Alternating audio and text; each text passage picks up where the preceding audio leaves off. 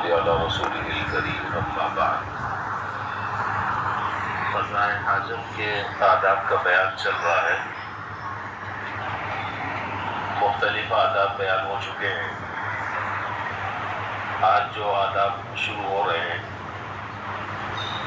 ان میں سے پہلا ادب بیان فرمایا کہ بیت الخلاء میں زبان سے اللہ تعالیٰ کا ذکر نہ کرنا۔ ظاہر ہے کہ یہ ذکر کرنے کی جگہ نہیں ہے،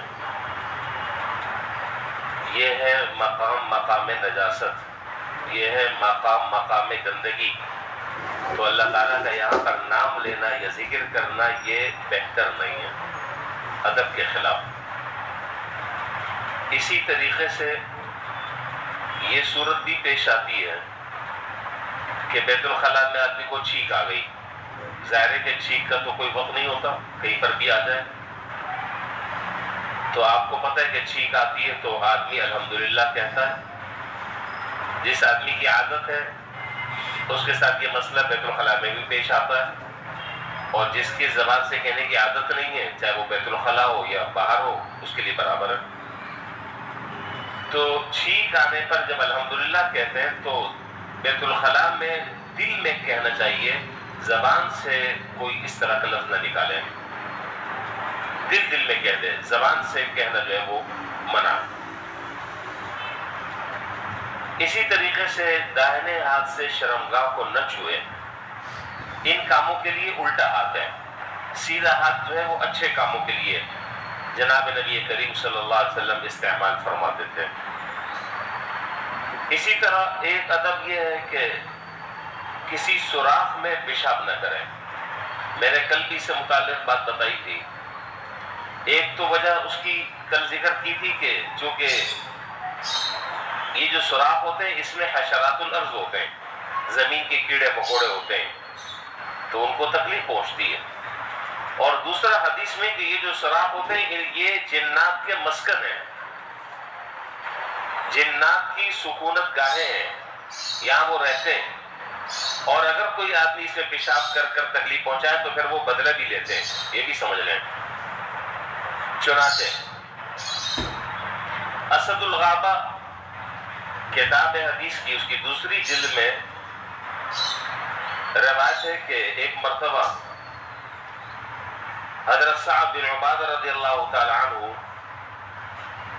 جو قبیلہ خزرج کے سرداروں میں سے تھے، انہوں نے کسی سوراخ میں پیشاب کر دیا،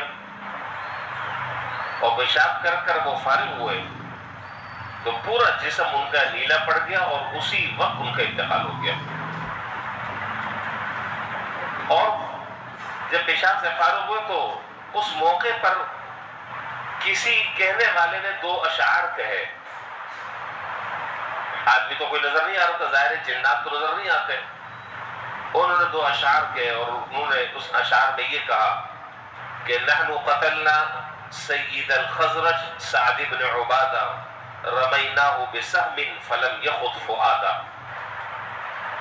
یہ اشعار در حقیقت جنات نے کہے، اور جنات نے کہا کہ ہم نے قتل کر دیا ہے سعد بن عبادہ جو قبیلہ خزرج کے سردار تھے، رمیناہ بسہم، ہم نے ایسے تیر سے ان کا نشانہ لیا ہے کہ وہ تیر ہمارے خطا نہیں ہوتے۔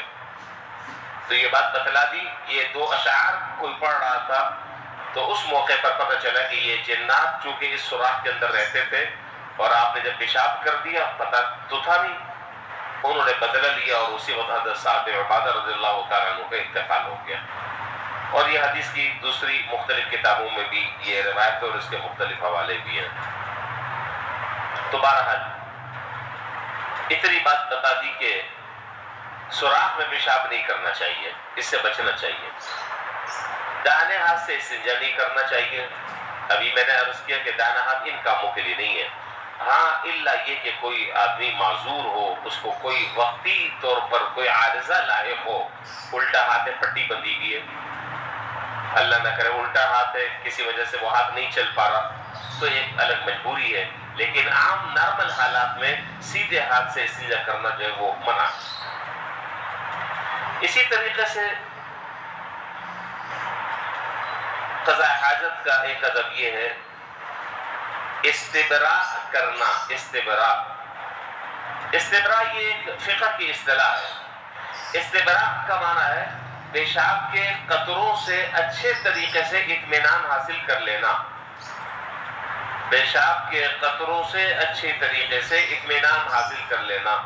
اسی لیے کہتے ہیں کہ جب آدمی استنجا کرے تو ذرا سا کھانسے, ایک ٹانگ پر زور دے, تاکہ اگر کوئی نالی میں, پیشاب کی نالی میں کوئی قطرہ ہے تو اٹھتے بیٹھتے وہ قطرہ گر جائے اور اچھے طریقے سے آدمی جو ہے وہ پاکی حاصل کر لے.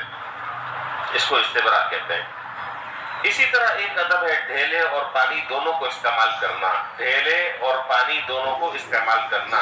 لیکن ہم آپ کو مسجد کے باتھ روم میں ڈھیلے کا مشورہ نہیں دیں گے, ورنہ ہر دوسرے روز جو ہے پتہ چلا کہ کھپچیاں چل رہی ہیں. تو اب وہ ڈھیلے کا نعم البدل متبادل آ گیا ہے. پہلے زمانے میں ڈھیلے ہوتے تھے, اب اس زمانے میں ڈھیلے کا متبادل اور نعم البدل آ گیا ہے. کیا؟ Tissue paper. آپ ٹیشو پیپر استعمال کریں, پھر اس کے بعد پانی استعمال کریں. تو یہ ٹیشو پیپر جو ہے یہ ڈھیلا ہے. تو اس لیے اس کے متبادل کی طرف جانا چاہیے اور ڈھیلے استعمال نہیں کرنا چاہیے. ڈھیلے استعمال کریں گے تو ظاہر ہے کہ سارا جو نظام ہے پورا وہ معطل ہو جائے گا. اچھا جی, بیت الخلاء سے باہر نکل کر دعا پڑھی جائے.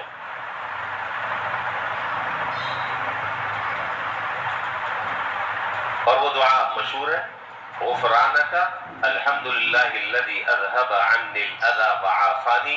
ہم نے جب یہ قضاء حاجت کے آداب شروع کیے تھے تو اس وقت بیت الخلاء میں داخل ہونے کا طریقہ میں نے بتلایا تھا. کیا کون سے قدم رکھتے ہیں داخل ہوتے وقت؟ ابھی بعض لوگوں کو شک ہو رہا ہے, بابا یہ باتیں پہلے گزری ہیں, تو اس کا مطلب یہ کہ باتیں عمل میں نہیں آ رہی ہیں. اگر اسی دن سے عمل میں آ جائیں تو یاد بھی رہے. یہ صرف تقریر نہیں ہے بلکہ یہ ایک مذاکرہ ہے کہ اس کو آدمی سن کر فوراً عمل کرنا شروع کر دے. بایاں پاؤں جو ہے وہ بیت الخلاء میں داخل کرنا چاہیے, پہلے سر ڈھانپ کر جانا چاہیے اور دعا پڑھ کر بیت الخلاء میں داخل ہونا چاہیے. اب جب باہر نکل رہے ہیں تو اب سیدھا پاؤں رکھنا ہے, اور دعا پڑھنی ہے, غفرانک الحمدللہ الذی اذهب عنی الاذی وعافانی. اسی طریقے سے حضرت عبداللہ بن عباس رضی اللہ تعالیٰ عنہما سے روایت ہے, ملا علی قاری رحمۃ اللہ علیہ نے اور حافظ ابن حجر نے عمدۃ القاری بخاری کی شرح میں لکھا کہ جناب نبی کریم صلی اللہ علیہ وسلم یہ دعا پڑھا کرتے تھے, الحمدللہ الذی اخرج عنی ما یؤذینی, الحمدللہ الذی اخرج عنی ما یؤذینی وامسک علی ما ینفعنی. اس اللہ کا شکر ہے کہ جس نے تکلیف دہ چیز کو نکال دیا اور نفع پہنچانے والی چیز کو باقی رکھا. چنانچہ حضرت عائشہ رضی اللہ تعالیٰ عنہ فرماتی ہیں کہ حضرت نوح علیہ السلام جو ہے وہ اس دعا کو پڑھا کرتے تھے. حضرت نوح علیہ السلام اس دعا کو پڑھا کرتے تھے اور ان کی اقتداء میں حضرت عبداللہ بن عباس رضی اللہ تعالیٰ عنہما بھی یہ دعا پڑھا کرتے تھے. یہ بھی بڑی عجیب دعا ہے. وہ دعا تو آپ کو یاد ہی ہے پہلی والی, اس دعا کو بھی یاد کر لیا جائے.